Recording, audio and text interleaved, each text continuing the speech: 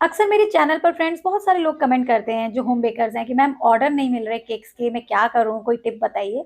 तो देखिए, जो भी आप काम करते हैं ना उसको सबसे पहले सोशल मीडिया पर अच्छे से स्प्रेड कीजिए, गूगल पर बताइए, सो दैट लोग आपको पहचान पाए, साथ ही आपके काम को भी जान पाए। आज का जो केक का ऑर्डर है ना फ्रेंड्स, चॉकलेट केक का आधा केजी का, वो मुझे फेसबुक के मैसेंजर के थ्रू मिला है। कैसे मिला, किसका है और मैंने क्या बनाया, वो सब डिटेल जानकारी आज आपको इस वीडियो में मिलेगी। तो जो होम बेकर्स हैं वो तो बहुत ही ध्यान से देखिएगा। तो यहाँ पर जिनका केक का ऑर्डर है ना फ्रेंड्स, उन्होंने मुझे बोला था कि प्रीमिक्स का केक मुझे नहीं चाहिए, मुझे चाहिए चॉकलेट केक फ्रॉम स्क्रैच, यानी कि मैदे वाला केक। तो मैंने क्या किया, एक मिक्सिंग बाउल के अंदर 3 टेबल स्पून ऑयल डाला है, और जो 125 ml वाला कप होता है ना, मतलब पूरे कप का आधा वाला कप, उतनी मैंने ली है चीनी को पीस करके उसका पाउडर। बहुत से लोग बोलते हैं कि मैम चॉकलेट केक में मीठा थोड़ा कम रह जाता है अगर हम आधा कप चीनी डालते हैं। तो आप क्या करें, इसके ऊपर 1 से 2 टेबल स्पून और भी चीनी का पाउडर डाल सकते हैं। यहाँ पर ध्यान दीजिएगा, आपको चीनी नहीं, चीनी को पीस करके उसका पाउडर ही डालना है। कुछ लोग यहाँ पर गलती कर बैठते हैं और चीनी डाल देते हैं डायरेक्ट, जिससे केक की जो लेयर है वो चिपचिपी होती है और बिल्कुल उसमें ठीक से स्पॉन्ज भी नहीं बनता। तो ये गलती ना करें। अब यहाँ पर तेल और चीनी के पाउडर को जब हम मिक्स कर रहे हैं ना, तो मिक्सचर थोड़ा गाढ़ा हो गया है क्योंकि इसकी लिक्विड क्वांटिटी कम है। तो इसमें आप चाहें तो थोड़ा सा लगभग 2 टेबल स्पून दूध डाल दीजिएगा और फिर अच्छे से मिक्स कीजिएगा। तो बीटर जो है अच्छे से मूव करेगा और ये अच्छे से मिक्सचर के फॉर्म में बन जाएगा। तो ये स्टेप भी बहुत जरूरी है, इसको स्किप ना करें। अब इसके ऊपर रखेंगे हम एक छन्नी और इसमें डालेंगे हम मैदा।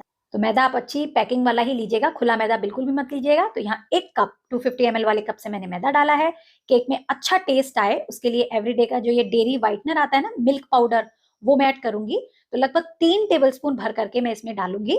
अगर आपके पास बड़ा पैकेट ना हो तो जो छोटा पैकेट आता है ना 20 रुपए वाला, वो आप पूरा डाल दीजिएगा। अब क्योंकि ये चॉकलेट केक है तो मैं इसमें 2 टेबल स्पून भर करके डाल दूंगी ये डार्क कलर का अनस्वीटेंड कोको पाउडर। अब इसमें फ्रेंड्स मेजरमेंट के हिसाब से 1 टीस्पून जाएगा बेकिंग पाउडर और हाफ टी स्पून जाएगा बेकिंग सोडा। अब ये सारी चीजें हमने जितनी भी डाली हैं छन्नी में, अच्छे से इनको छान लेंगे। मैं तो यहाँ एक बार ही छान रही हूँ, बट अगर आपके केक के स्पॉन्ज में जाली अच्छी नहीं पड़ती तो आप 2 बार इसे छान लीजिएगा थाली में रख करके और फिर इसमें डालिएगा।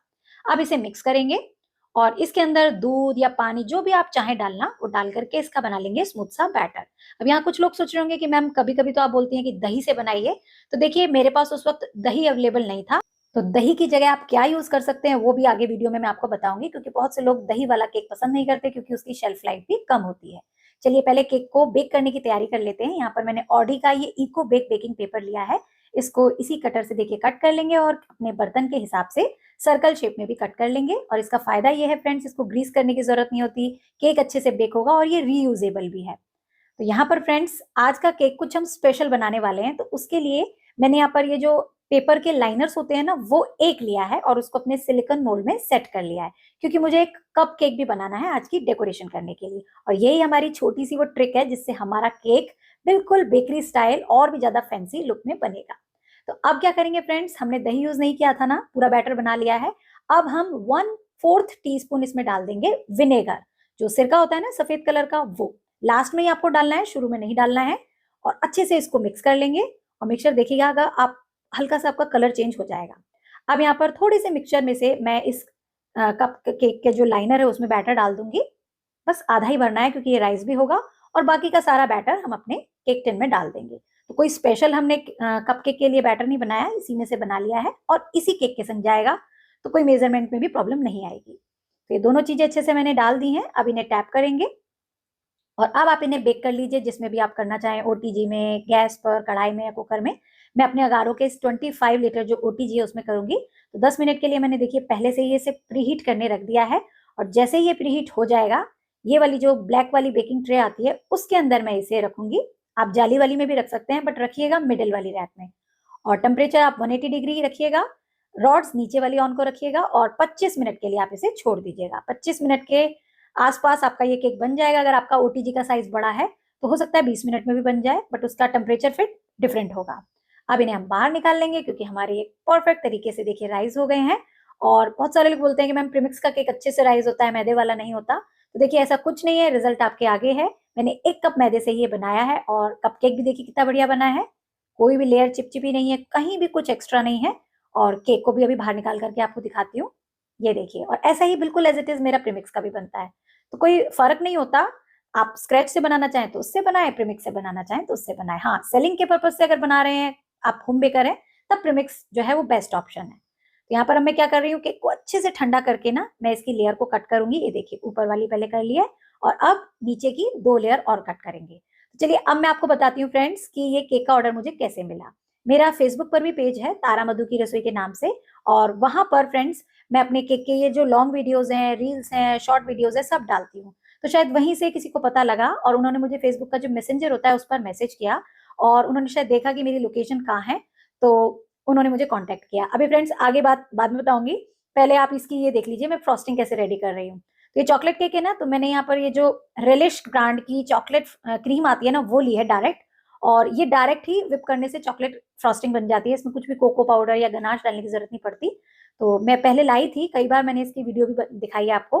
बस थोड़ी सी ये जमी हुई है, इसे थोड़ा सा हम मेल्ट कर लेते हैं और फिर इसे जैसे नॉर्मल क्रीम विप करते हैं वैसे ही आपको करनी है। तो ये भी हमारी बहुत अच्छी सी चॉकलेट फ्रॉस्टिंग रेडी हो जाएगी। और आज के केक के लिए जितनी आपको चाहिए उस हिसाब से आप कर लीजिएगा। 250 ml वाले कप से अगर 1 कप लेंगे तो आराम से आपका काम हो जाएगा। तो देखिए फ्रेंड्स, उन्होंने मुझे मैसेंजर पर मैसेज किया कि आप क्या गुवाहाटी में रहती हैं? मैंने बोला हाँ।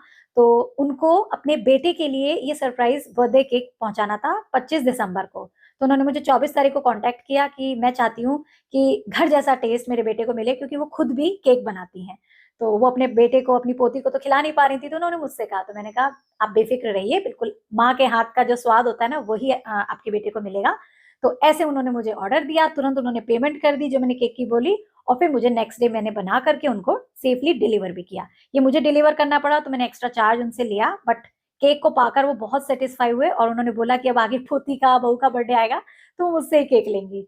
चलिए, अगर वो इस वीडियो को देख रही हैं तो बहुत बहुत धन्यवाद, आपको ये इतना अच्छा लगा। और अब मैंने क्या किया है फ्रेंड्स, आज के केक के लिए ना 50 ग्राम चॉकलेट कंपाउंड लिया है, उसमें डाल दी है मैंने 3 टेबल स्पून विपिंग क्रीम, क्योंकि हम बनाएंगे चॉकलेट गनाश। तो अब इसको मेल्ट कर लेते हैं माइक्रोवेव में, या फिर आप डबल बॉयलर की प्रोसेस से करना चाहे तो वैसे कर लें। और ये देखिए अच्छे से मिक्स हो गया, थोड़ी देर छोड़ देंगे तो आराम से मिक्स हो जाएगा। और इसे आप छान भी लीजिएगा ताकि आपकी कंसिस्टेंसी परफेक्ट आए और कहीं भी कोई दाना या लंप या एयर बबल ना रहे। तो गनाश हमारा परफेक्टली रेडी हो गया है फ्रेंड्स। चाहे तो इसमें न्यूट्रल जेल भी डाल सकते हैं ताकि अच्छी सी शाइन आ जाए, बट ऐसा मैंने कुछ नहीं डाला है क्योंकि उनको केक फ्रॉम स्क्रैच चाहिए था, कोई भी आर्टिफिशियल चीज नहीं चाहिए थी, इसे मैंने नहीं डाला है। अब लेंगे केक बोर्ड और उसके ऊपर थोड़ी सी क्रीम लगा देंगे और अब एक एक करके अपनी केक की लेयर को रखेंगे। और यहाँ देखिए जल्दबाजी में मेरी उठाने से ही मेरी केक की लेयर टूट गई। अब इसको क्या करेंगे, चीनी और पानी के मिक्सचर से हल्का सा मॉइस्ट करेंगे। आप चाहें तो गनाश के अंदर पानी डाल करके भी उससे भी बना सकते हैं, बट मैं अभी एक्स्ट्रा डालने ही वाली हूँ, तो यहाँ पर पानी से भी काम चल जाएगा।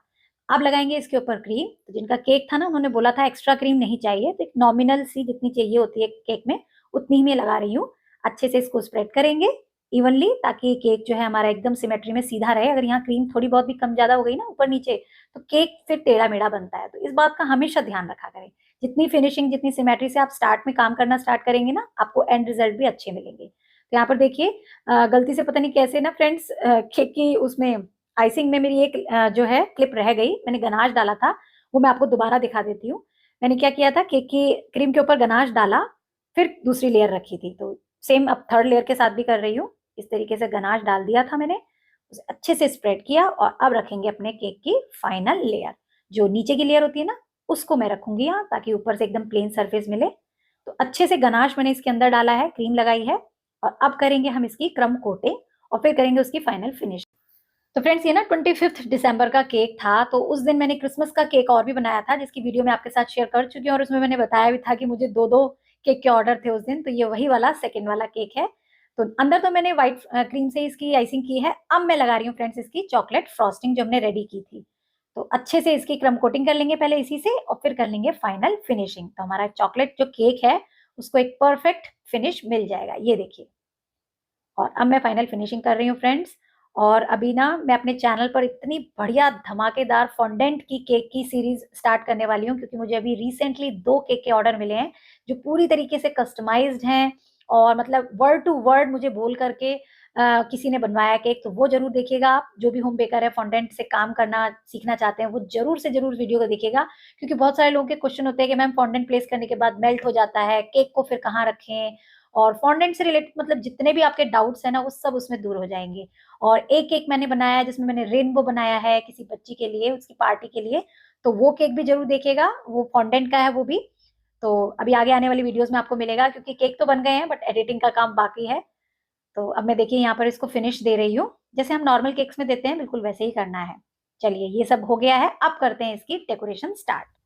तो आइसिंग करने के बाद जो फ्रेंड्स हमने गनाश बनाकर रेडी किया था ना, उसको मैंने पाइपिंग बैग में भर लिया है और सबसे पहले क्या करेंगे, इसकी बनाएंगे ड्रिप्स। मुझे एक्चुअली ड्रिप्स बनानी है और इस गनाश को केक के ऊपर ही स्प्रेड करना है और कहीं नहीं लगाना है। तो ऐसा जब भी आपको करना हो ना, तो पहले आप ड्रिप्स बना लीजिएगा इस तरीके से, बहुत ही ध्यान से कीजिएगा और गनाश थोड़ा सा पतला लीजिएगा सो दैट नीचे तक ड्रिप्स आए, क्योंकि ये जो ड्रिप्स है ना, ये पतले गनाश में ही अच्छी बनती है। ये देखिए, गाढ़ा रखेंगे ना तो केक क्योंकि ठंडा होगा क्रीम के साथ, तो वो नहीं नीचे तक आएंगी। बट यहाँ पर देखिए सारी ड्रिप्स नीचे आ गई हैं और अब जितना भी पाइपिंग बैग में गनाश है और मेरे बाउल में है ना, वो सारा मैं केक के ऊपर डाल दूंगी। बट आपको ऐसे डालना है कि आपका गनाश बिल्कुल भी साइड से लीक ना हो और आपके ड्रिप्स भी खराब ना हो।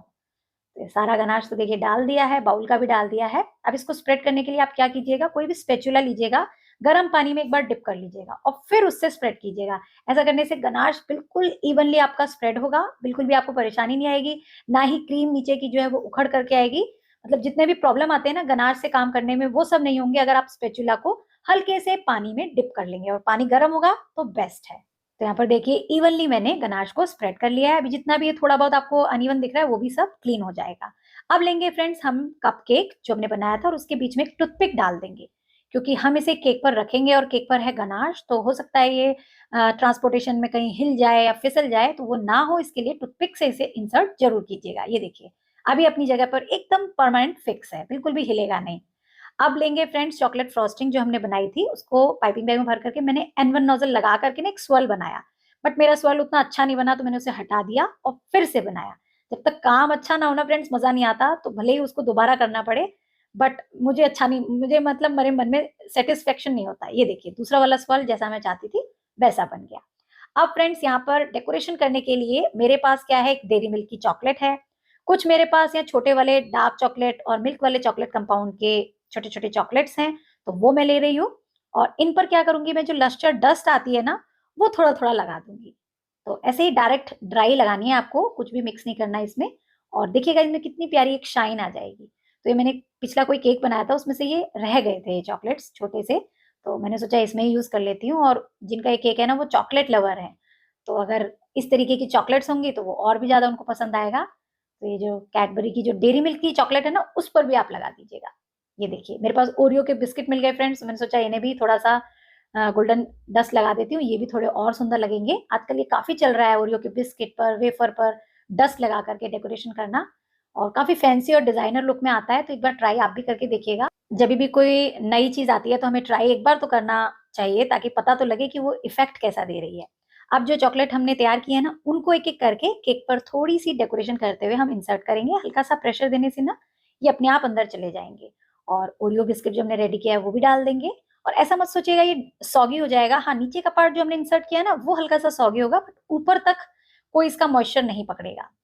थोड़ी सी देखिए मैंने साइड में भी चॉकलेट लगाई है एक, और साइड में ऐसे ही मैं कुछ और छोटे छोटे चॉकलेट जो हमने बनाए हैं ना, इनको बस केक के ऊपर इधर उधर मैं सेट कर रही हूँ। ऐसा कोई परफेक्ट सीक्वेंस नहीं है, जहां लग रहा है ना कि भाई सेट करना चाहिए मैं वहीं कर रही हूँ। और अभी ना किसी ने चैनल पे मेरे फ्रेंड्स कमेंट किया था कि मैम आप ना बोलती बहुत हैं। तो देखिए मेरा काम है बोलना, अगर आपको बोलने से कोई मेरे प्रॉब्लम है तो आप अपना म्यूट का बटन दबा कर देख लीजिए वीडियो। बट जिनको बोल करके समझ करके अच्छे से समझ में आता है उनके लिए तो मुझे बोलना ही होगा ना।